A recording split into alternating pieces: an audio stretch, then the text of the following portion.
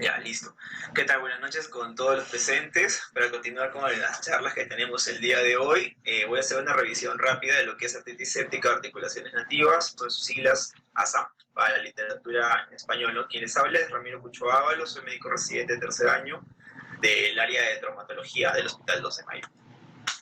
Bueno, a manera resumida, podemos encontrar que en cuanto a la epidemiología o la frecuencia de las artritis sépticas, son bastante bajas según la literatura americana, de 2 por cada 100.000 casos, mientras que en la literatura en español, o sobre todo en el Perú, no hay una epidemiología exacta, ¿no? Pero según la mayoría de casos que vienen a consulta, sí tienden a ser más elevadas que la reportada por la americana. Hay que tener en cuenta que la bacteriemia oculta es la probable causa más habitual de artritis séptica de articulaciones nativas, teniendo en cuenta que la vía hematógena es la principal. No, a manera de resumen, como les mencioné, la synovia no posee membrana basal protectora, por lo tanto es más propensa a la siembra de bacterias, y tener en cuenta que tanto el cartílago como esta se va a nutrir más que todo de lo que es el líquido sinovial que viene por esta, ¿no? Y no porque tenga irrigación. Hay que tener en cuenta que las artritis sépticas por gram negativos solamente van a estar más asociadas a lo que es el consumo de drogas endovenosas o a la pérdida de integridad de las capas a nivel gastrourinaria, ¿no? Generalmente en inmunodeprimidos. La que se ocasiona por traumatismos directos es un poco usual, pero también está en manos y pies, ¿no? Como les mencioné también, la artritis séptica por procedimientos, ya sea de artroscopía, sea las cirugías cercanas a articulaciones, es rara porque se tienen las medidas de asepsia y antisepsia, supuestamente, ¿no? A manera de la fisiopatología, vamos a encontrar que la mayoría de las enzimas bacterianas, a la cabeza del Staphylococcus aureus, van a generar toxinas que son perjudiciales para el cartílago, ¿no? A través de radicales libres, citoquinas con la cascada de inflamación, las proteasas lisosomales van a activar las metaloproteinasas, ¿no? Que van a ser las que van a generar o estimular la matriz celular para que haga la destrucción tanto de la synovia como de la cascada de inflamación.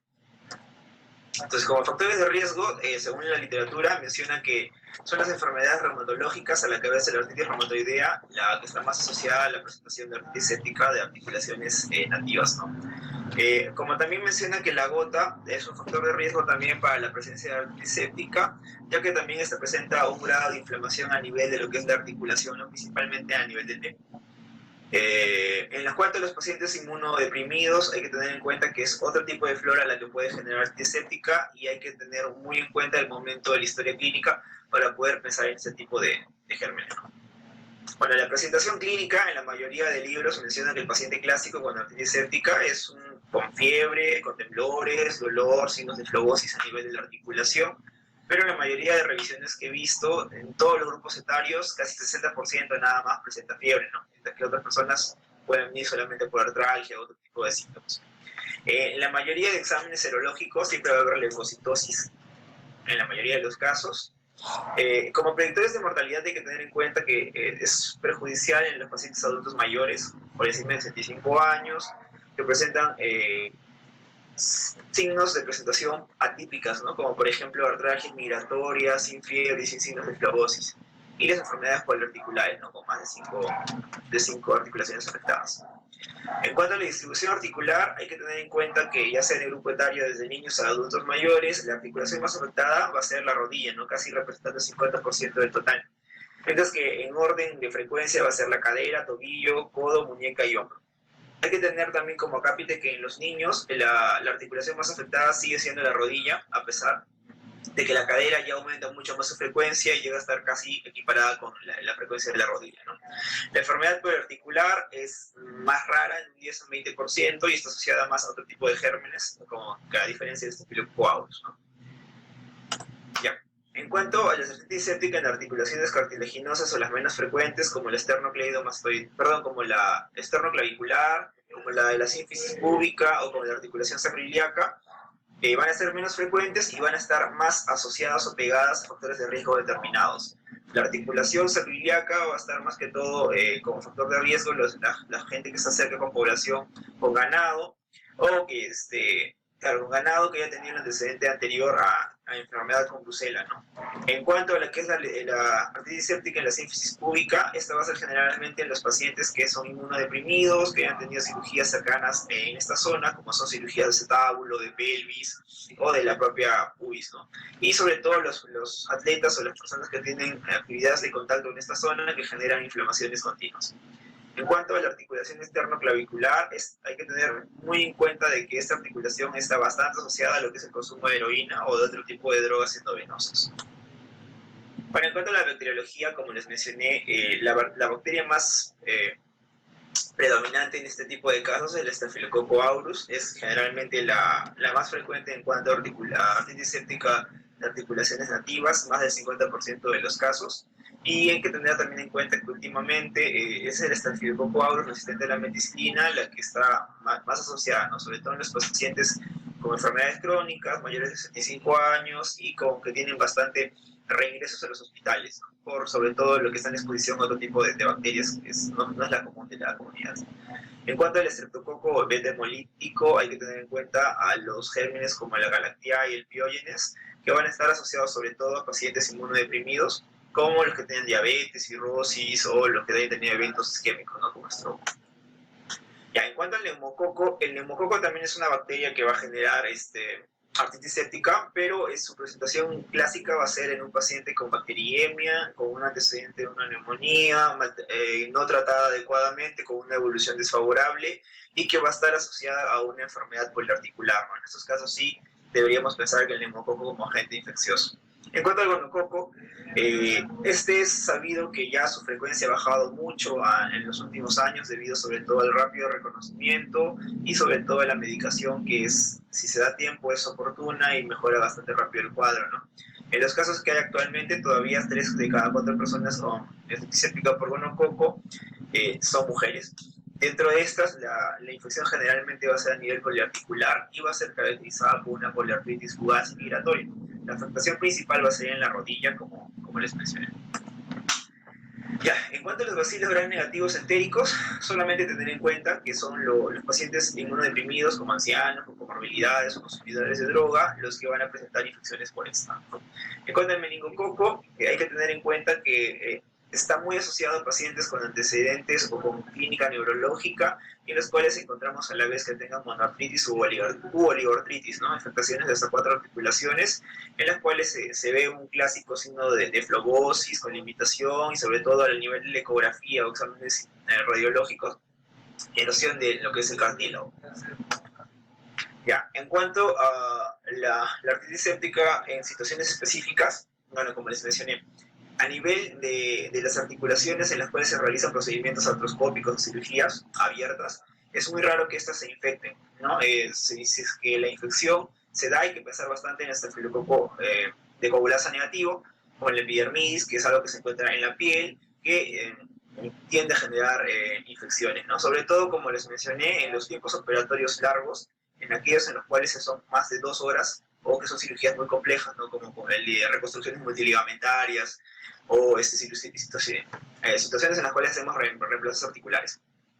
Se presenta generalmente con fiebre de bajo grado, un recuento de leucocitos normales y una artralgia leve. Hay que tener en cuenta que la artritis séptica, pues generalmente generada por Mycobacterium tuberculosis, va a ser una artritis séptica de una característica crónica, ¿no? Va a tener un dolor progresivo y con un edema también progresivo. Acá hay que tener en cuenta que lo principal siempre va a ser hacer la biopsia, ¿no? O sea, no las artocentesis, otro tipo de procedimientos no nos van a dar un diagnóstico final, sino la biopsia sinovial de la articulación afectada. En cuanto a la brucelosis, como les mencioné con anterioridad, hay que tener en cuenta como factor de riesgo los pacientes o las personas que están en contacto con ganado no vacunado, y la sintomatología va a ser una monoartritis o oligoartritis, ¿no? El tratamiento es igual que una infección por brucelosis a nivel de lo que es la columna vertebral, la articulación sacroiliaca, ¿no? Doxiciclina más estreptomicina. En cuanto a cuerpos extraños o lesión por vegetales, es generalmente el patógeno vegetal, la Panthoea aglomerans, la que está más asociada, pero el tratamiento al final se va a dar en base al cultivo de lo que se encuentre en la articulación afectada, ¿no?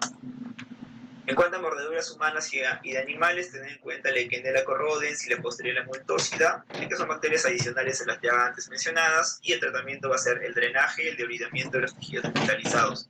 Más menciona el artículo que revise lo que es el uso de ampicilina sulfatán. En cuanto a la enfermedad de Whipple, es muy raro también que se presenten casos de articulación, de artritis sépticas por el mismo agente, no la Treponema whipplei, pero si es que se llegase a presentar, la clínica va a ser una artritis periférica migratoria que a la imagen radiológica no se va a ver destrucción del cartílago, ¿no? Entonces, esto sí, más el antecedente de enfermedad de Whipple, habría que sospechar como agente patógeno. Bueno, en cuanto a niños, a las que mencioné, el Streptococcus aureus, también hay que tener en cuenta la Klebsiella kingae, parte del grupo de los ASEC, que es bastante común en la artritis séptica en los niños menores de 2 años. Acá también el acápite que les menciono es que las artritis sépticas en niños sí a veces su clínica es diferente y debe ser tratada cuanto antes, porque es una enfermedad o es un evento que puede generar bastantes secuelas a largo tiempo en los menores de edad.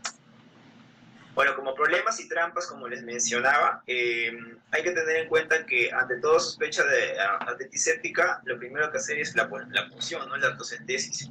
Y esta mandarla a citoquímico, al GRAM, para tener el resultado lo más pronto posible y poder dar tratamiento empírico, ¿no? Y los exámenes de laboratorio también nos van a ayudar, ya sean el BCG, la PCR o la procalcitonina, ¿no? Y tener en cuenta sobre todo que la BCG y la PCR la vamos a usar a manera de monitoreo, ¿no? O de seguimiento, más no como algo que nos va a determinar una artritis séptica o no.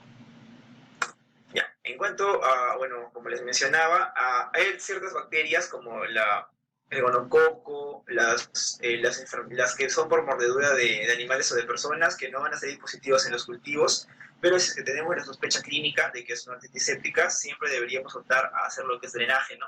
Si vemos también que el gran sale negativo, es hacer una artrotomía abierta y un lavado articular, o si es que se cuenta con el dispositivo, hacer un lavado articular vía artroscópica.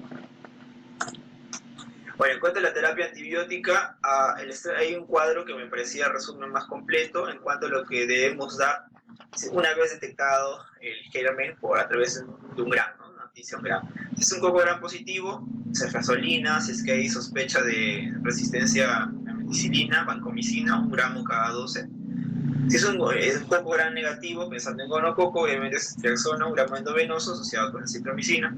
Si es que es un bacilo gram negativo, en adquisición gram, podemos optar por cefepime, o piperacilina más tazobactam cada 6 horas para darnos.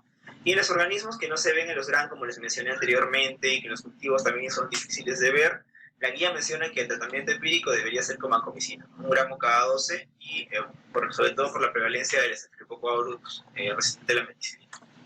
Bueno, en cuanto al drenaje articular, como les mencionaba, ante toda artritis séptica deberíamos optar por antibiótico-terapia de amplio espectro y el drenaje articular, ¿no? El drenaje quirúrgico, como les mencioné, es vital si es que no se encuentra un foco infeccioso determinado por cultivos, pero sospechamos a través de la clínica, ¿no? Y esto debe ser una artrocentesis, si es que el volumen es poco, o una artrotomía abierta o artroscópica para la evacuación del contenido, ¿no? Hay que hacer lavado agresivo para tratar de erradicar lo máximo posible el germen que pueda generar la infección. Y como les mencioné, no es importante que en los niños se haga lo más pronto posible para no dejar secuelas. Ya. En cuanto posterior al drenaje articular, hay que tener en cuenta que la rehabilitación también debe ser precoz, ¿no? Porque si bien es cierto, una vez que se hace el lavado articular, la articulación está ahí. Si es que no se mueve la articulación, no se hace una rehabilitación, va a generar una rigidez, y la rigidez es mucho peor incluso que dejar la articulación con una infección activa, ¿no? Entonces, como conclusiones, la artritis séptica es una verdadera emergencia reumatológica y traumatológica que puede conducir a discapacidad, sobre todo en niños, o a la muerte en adultos, ¿no? La artrocentesis es diagnóstica y terapéutica ante sospecha de artritis séptica, y el Staphylococcus aureus medelino resistente es la principal causa de artritis séptica por la vía hematógena. Y los cursos antibióticos de 3 a 4 semanas de duración generalmente son adecuados para la artritis bacteriana que no tiene complicaciones, ¿no? Y cuando ya hay signos de una infección que no mejora, debería optarse por la vía quirúrgica, ¿no? Que es artrotomía, artroscópica o la artrocentesis en sal. Bueno, eso sería todo lo que tenía que compartirles. Gracias.